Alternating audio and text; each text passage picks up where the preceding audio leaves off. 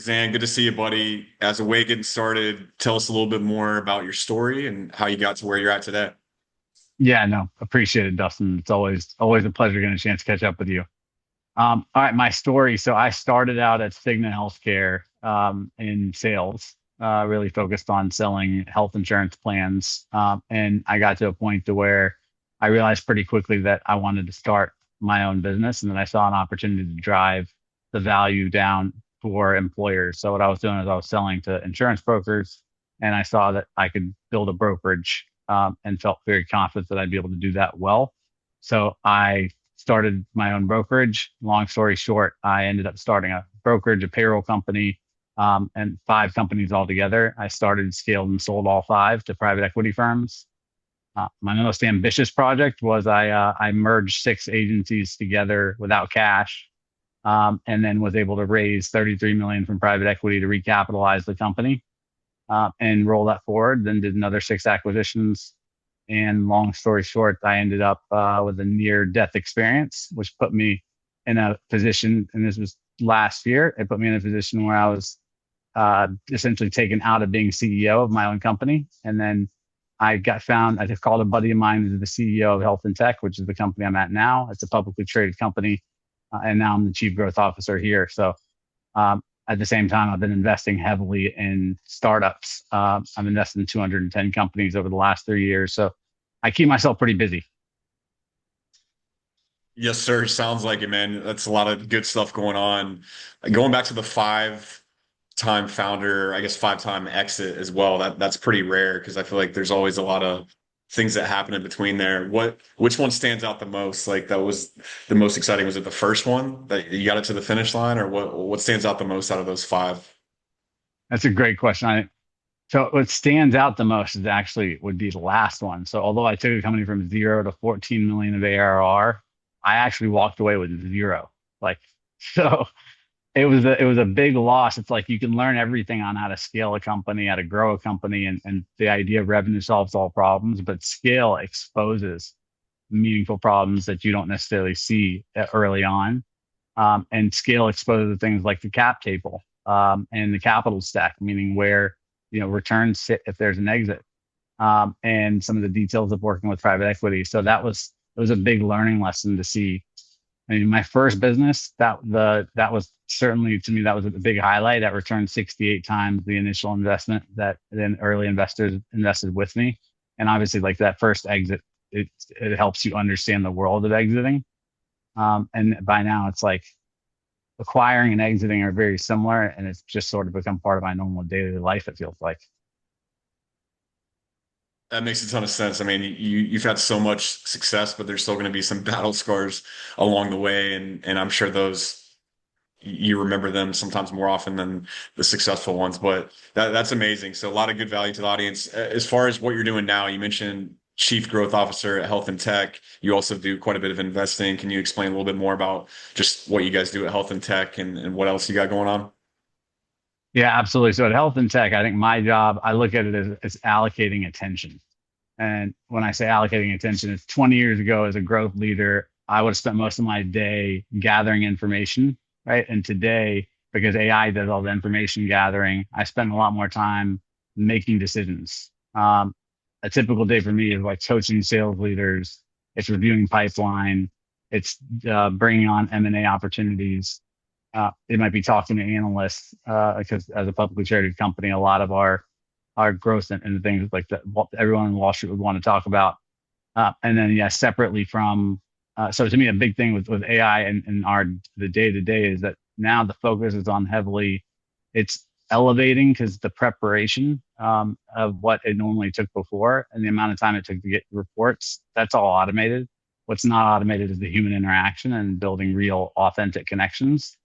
And then simultaneously from the investing side, that's just because I love being around founders and I love backing the founders that I think are going to change the world. So I've been investing, for a while in like AI, robotics, and areas that are, whether it's AI, machine learning, robotics, or the like hardware, or what I call physical AI. But those are kind of two different things that I tended to do both. One's a hobby and the other one's just my full-time job.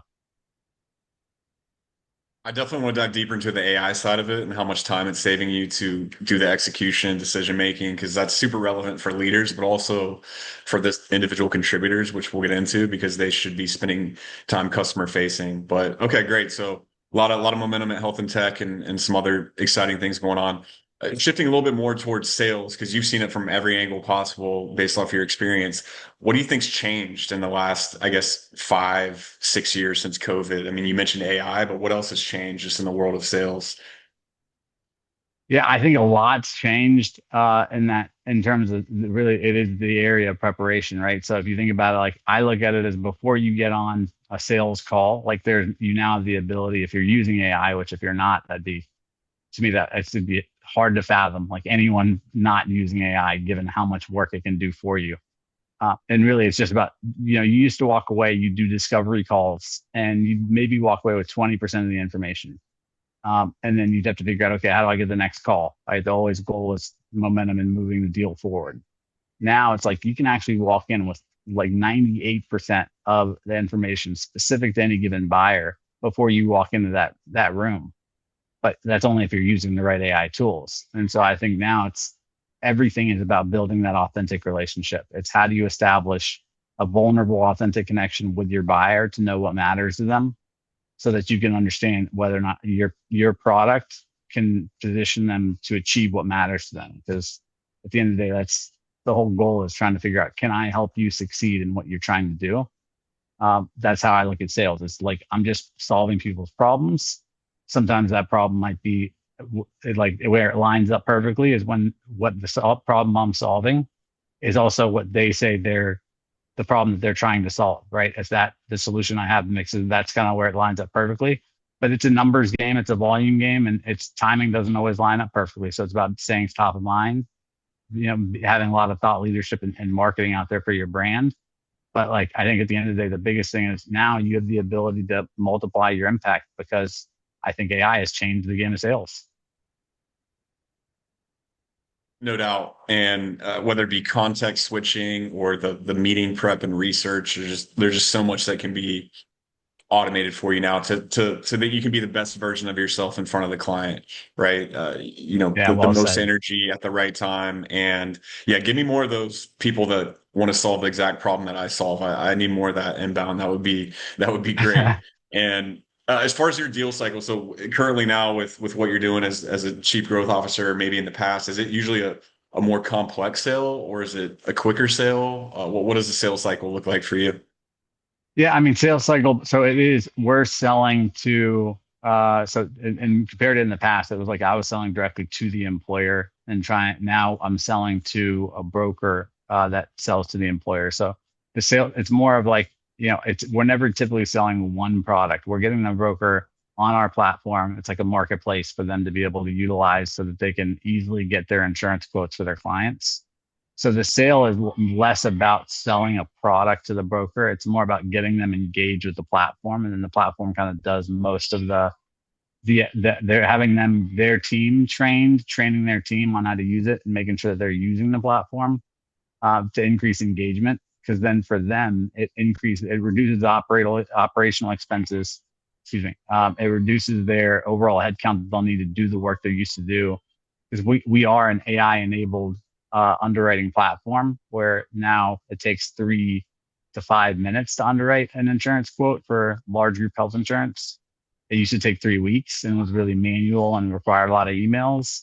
So I think that's where this company really changed a lot of the industry. But we're so early on. I mean, we're still a small publicly traded company that's significantly growing because we're in an industry that's pretty legacy and antiquated, and not a lot of the companies in this industry have fully adopted AI. Definitely, man, makes sense. So some of it's disruptive, so it's trying to get the change management across and how much easier it can be, which with the legacy industries can be tough and it can take Yeah. years sometimes to convince them of that. And where do things usually get stuck or stall? Is it like, hey, trying to get people to get out of the status quo? Is it trying to get them to be open to change because they're more laggards, or where is it? Where do things get stuck and go off the rails? I mean, your first question when you said, is it trying to get them out of status quo? Our biggest competitor is status quo.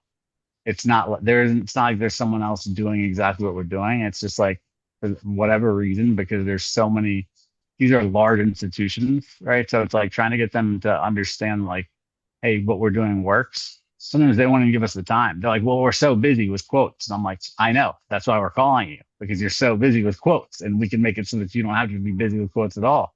But they don't actually spend the time to even understand it. Then it's like, all right, it's almost like we know that eventually everyone will be using this, but we might be a couple years, or maybe we're 5 years ahead of the rest of the industry. So it's trying to figure out like who the right buyer persona that's willing to adopt this, and then where we find engagement going deeper in those firms.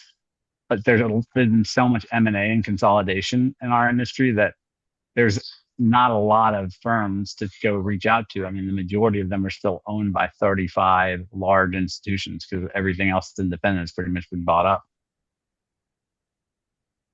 Got it, man. Makes sense. Makes sense. And from a leader point of view, it could be in your current role or just in the past. When you're looking to hire a really good individual contributor, really good sales rep, what traits stand out that you're looking for in the interview process? Is there a few things that you're always looking for, no matter what?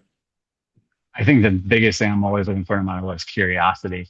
Like, the curiosity, not just in it being there, but like a demonstrable, and even in the interview, I want to hear them ask me a lot of questions that help me understand they did a lot of prep. They researched this opportunity before they got in here.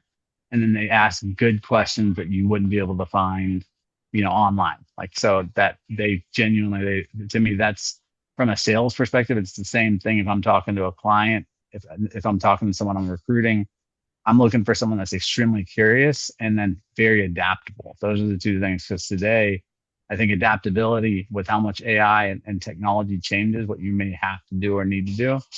I don't want to have to untrain you as much on bad habits. I want you to already be proactive on trying to change your habits to optimize your time, because now everyone runs their own little business within in sales, the way I look at it, right? And why would you not run your business in the most optimal way? The only way to do that is through curiosity and asking other people what they're doing, and finding people that are doing way better than you to ask them. Like, you can see a lot farther when you stand on the shoulder of a giant. So, find a giant, you can sit on their shoulders and see what they're doing. Love the curiosity, and I think that goes back to being authentic. If you're genuinely curious, you can see that, you can sense it in a conversation, and buyers definitely pick up on that if they're just going through the motions or if they actually do care. And uh, yeah, I mean, at the end of the day, that's table stakes. That last part you're talking about, that definitely in the future, it's table stakes. Because if you're not acting like a salespreneur, I call it, then you're going to be not in a good spot, depending on what industry you're in and all the AI disruption.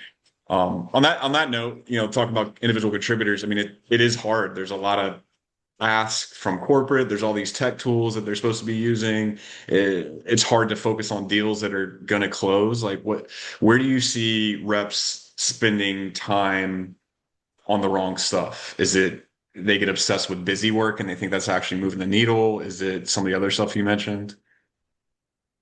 So right now, and I'm just thinking about the experience I see the most. What I see the most is I feel like there's a lot less that level of, like, sometimes the what's working is so uncomfortable to them that, like, and there some people that have been historically very successful, President's Club or top producers, they find themselves in a role where it's like, wait, now I have to do things, or like the people that are laying out a sales process that works might be completely contrary to everything they've done in the past.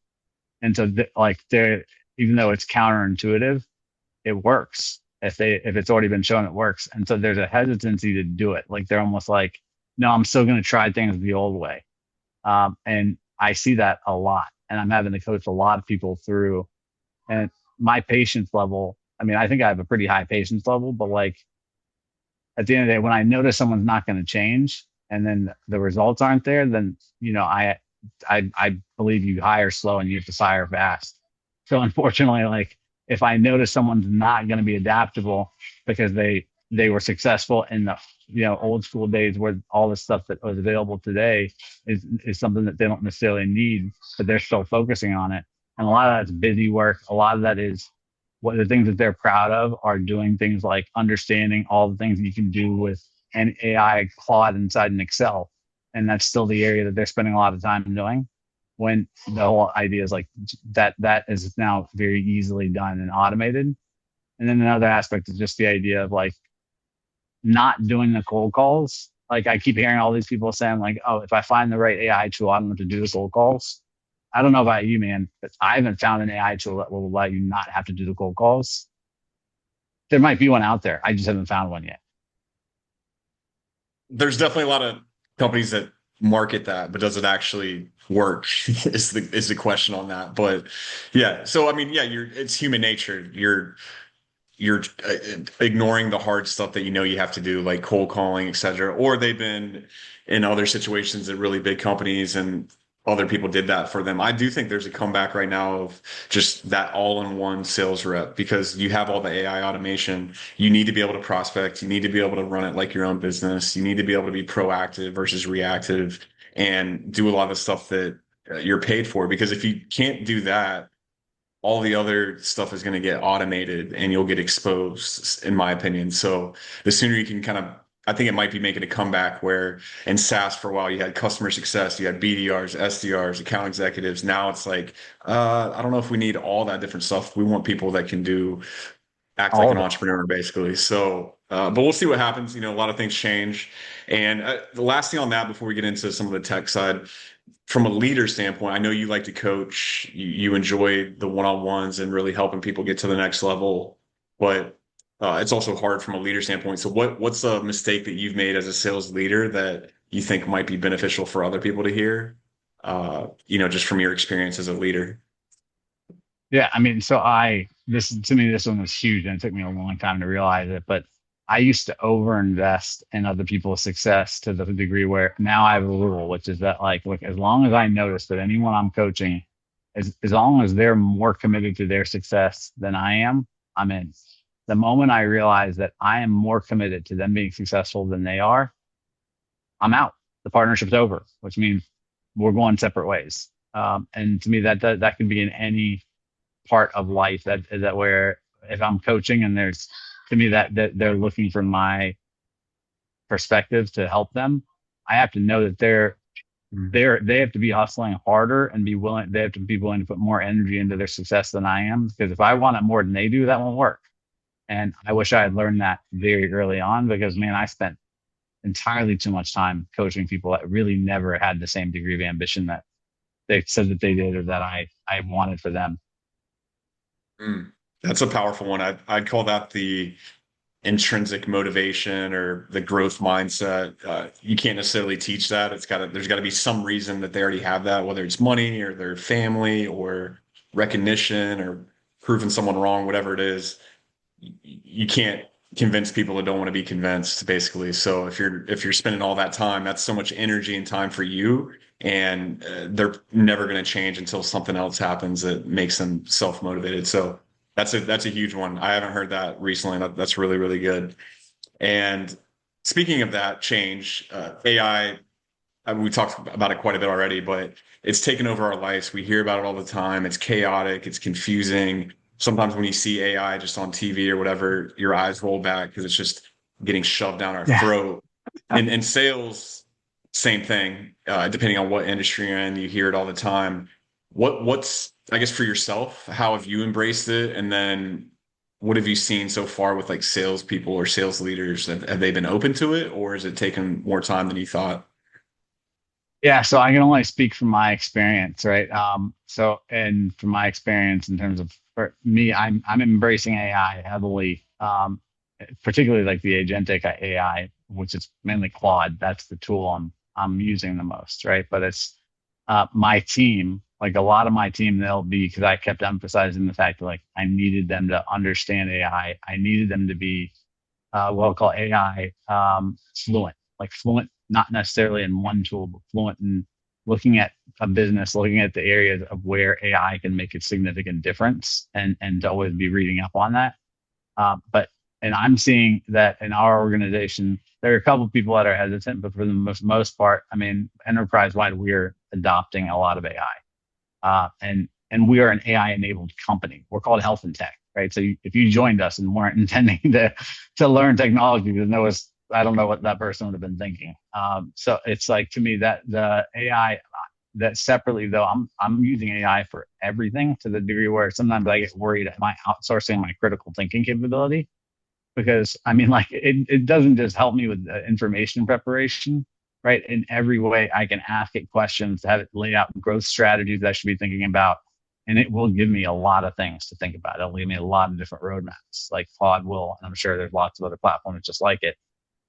So it's been something where I think the knowledge is now becoming something that we all kind of have the same access to, the same degree of knowledge at our fingertips. It's just a question of, are we using it, and then figuring out what our differentiator is, which is the authentic connections, and the human connections now stand out far above the rest, because that's where, emails and automating emails doesn't get you anywhere near the same degree as building real relationships.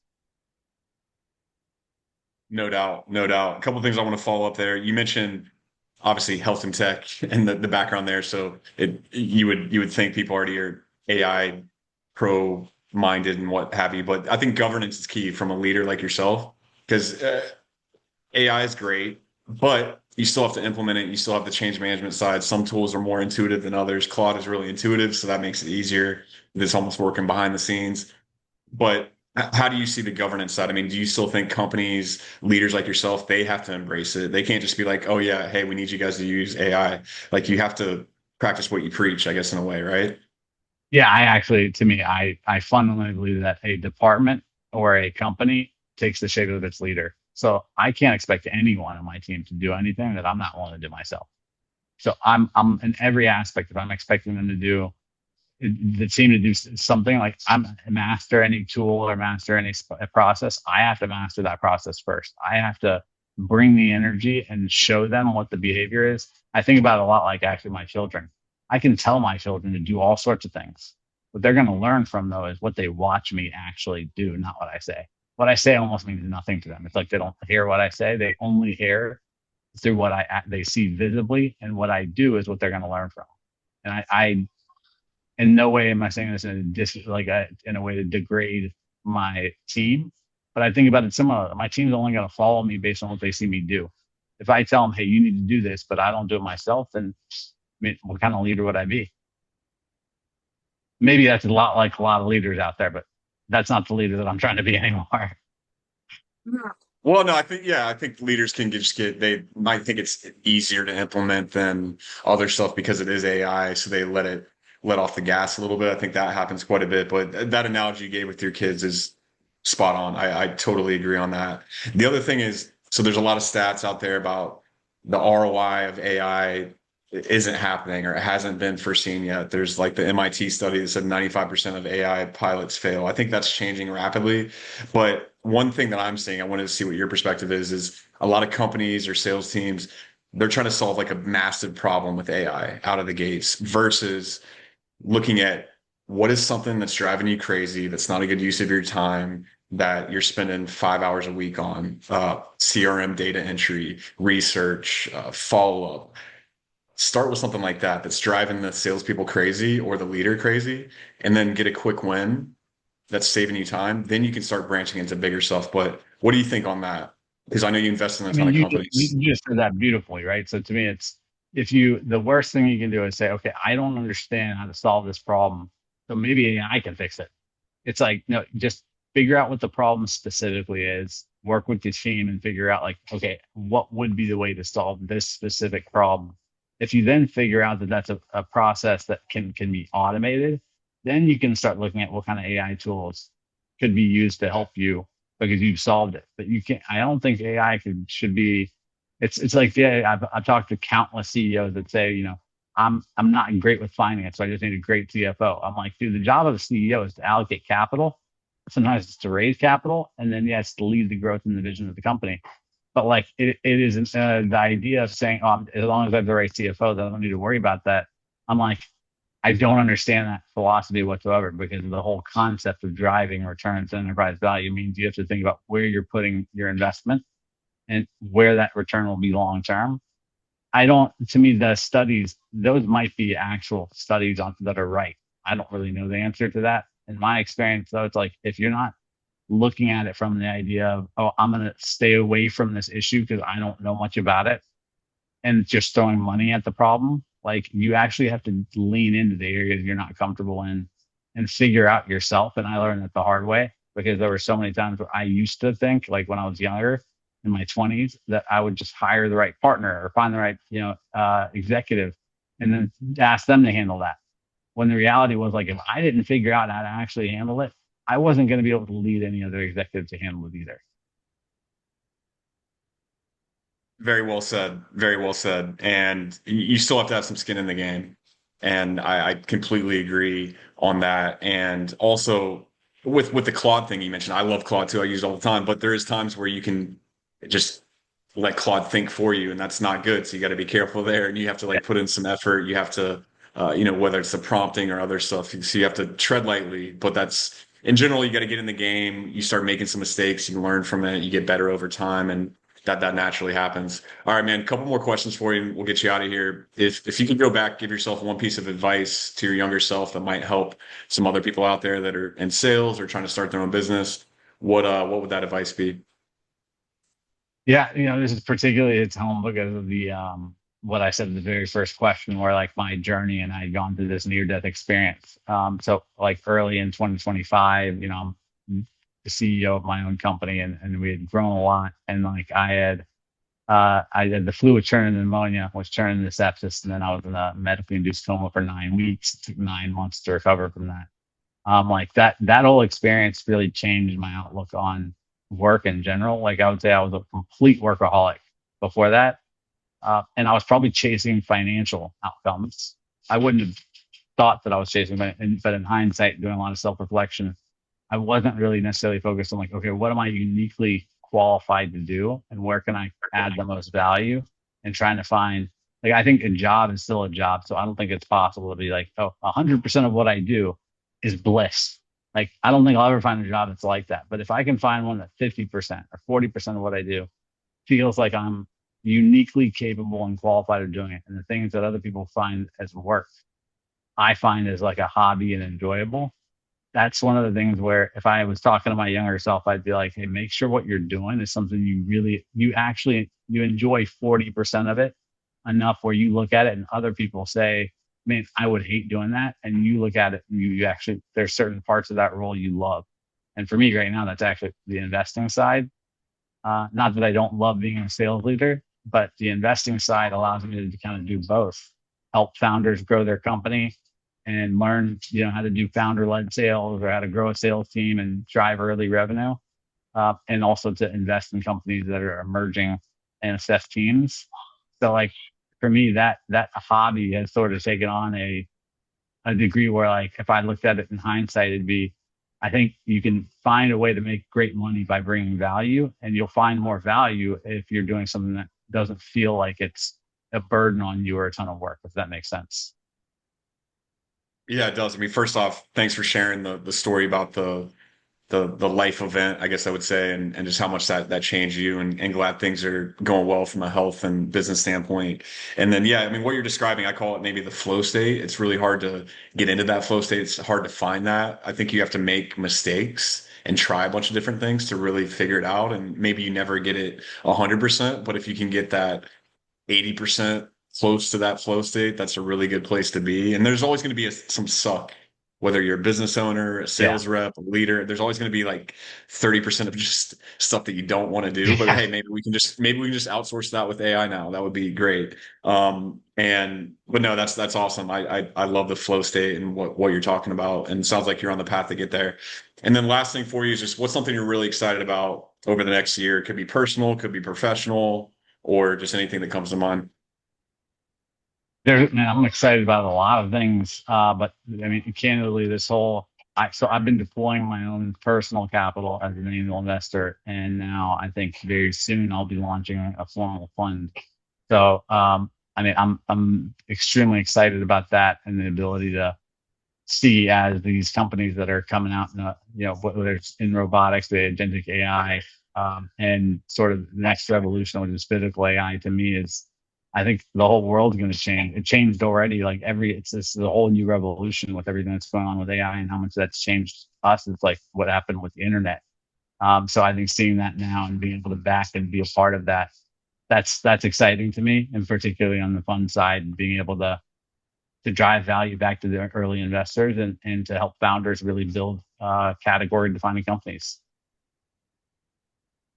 It's awesome, man. No, I'm excited for the future as well. Glad we reconnected recently and we're able to do this. If people want to get a hold of you, what's best? Go on LinkedIn or hear more about your company? What's the easiest? Yeah, so I mean, if they want to reach me, LinkedIn certainly is an easy way to do that. I assume you'll drop the notes and in the post somewhere for them to be able to see my LinkedIn. But then, if they're in case they're interested in I've also got a Substack, which is an angel investor journal, and that's kind of like me documenting my journey, like very raw journey of angel investing and all the learning lessons in the process. But so it depends on what they're looking for, but definitely LinkedIn would be the easiest place to reach out.